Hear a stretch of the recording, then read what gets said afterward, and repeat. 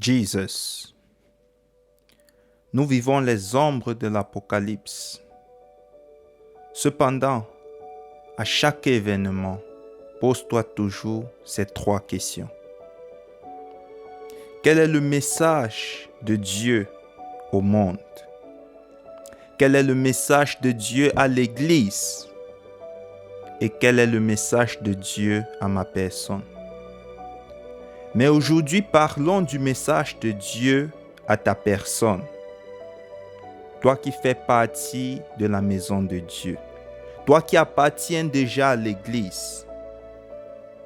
Le message au monde et à l'Église, la maison de Dieu, te concerne également. Oui, bien sûr. Mais au-delà de tout, le Seigneur te parle de ton ministère personnel. Oui, toi, qui t'es toujours plaint de n'avoir jamais eu le temps de travailler sur ton ministère, de l'organiser, de jeûner et prier afin de recevoir des directives précises et claires du Seigneur, de commencer à bénir ton prochain par les talents et les dons que le Seigneur a mis en toi. Tu n'es pas nécessairement appelé à être pasteur, prêtre, choriste, à être un ouvrier en plein temps dans la maison du Seigneur. Mais tu as une mission.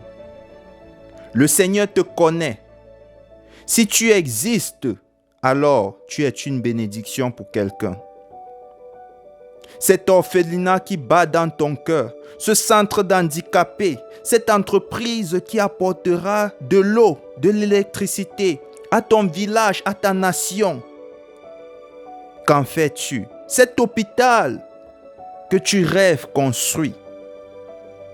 As-tu pris ce temps de pause sur le monde entier pour mûrir le projet de ta destinée divine, pour rattraper le retard, pour prendre de l'avance, pour te lancer? Souviens-toi, après cette période, tu n'auras plus d'excuses.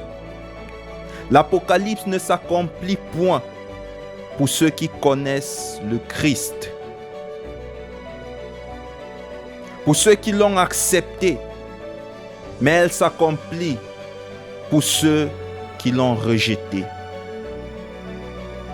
Pendant que tu pries, afin que la volonté de Dieu s'accomplisse, lève-toi. En action, lève-toi, car le temps est fait pour t'avantager. Dans Romains 8, 28, il est écrit: nous savons du reste que toute chose concourt au bien de ceux qui aiment Dieu et de ceux qui sont appelés selon son dessein. Ne t'abandonne point à prier jour et nuit pour la fin de Corona. Prie afin que le message de Dieu soit compris. Car laisse-moi te dire une chose.